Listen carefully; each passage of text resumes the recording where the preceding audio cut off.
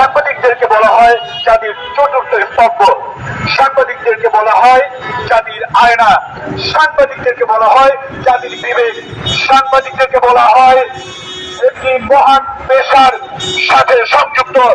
সেই সাংবাদিকদের নিয়ে যারা অপচেষ্টা করছেন, যারা সাংবাদিকদের পক্ষে রোধ করতে চাচ্ছেন, তাদের জন্য এটি হুঁশিয়ারি সংকেত হিসেবে থাকছে।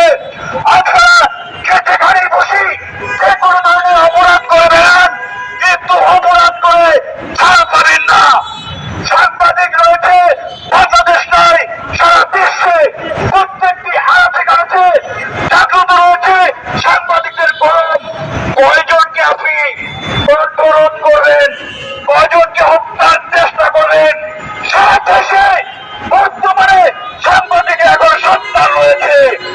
একজন সাংবাদিককে কোনো কথা বললে কোন সাংবাদিকের থেমে থাকবে না, তার উচিত জবাব দিতে রাজপথে বেরিয়ে আসবে বাংলার সকল সাংবাদিক সমাজ।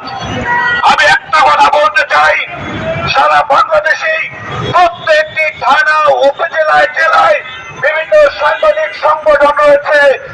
যে কোনো সময় যে কোনো স্থানে সাংবাদিকদের বিপদে আপনাদেরকে সক্রিয় ভূমিকা রেখে এগিয়ে আসতে হবে এবং প্রত্যেকটি প্রশাসনিক দপ্তরে আপনাদের এই বিষয়ে কার্যকরী ভূমিকা পালন করতে হবে।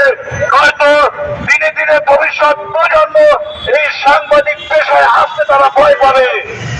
কথাটা মনে রাখতে হবে যে সাংবাদিকের কারণেই প্রত্যেকটি সরকারি কর্মকর্তার কিন্তু একটি জবাবদিহিতা থেকে যায়। যখন একটি নাগরিক বিভিন্নভাবে হেয় প্রতিপন্ন হয়, যখন তার উপরে অত্যাচার করা হয়, যখন তিনি তার নিজ বাসস্থানে বসবাস করতে পারছে না, তখনই কিন্তু দেশের আইন শৃঙ্খলা বাহিনীর কাছে যখন তিনি আশ্রয় পান না, তখনই সেই মানুষগুলো নির্ভয় হয়ে সাংবাদিকদের কাছে তার বিচার দাবি করে।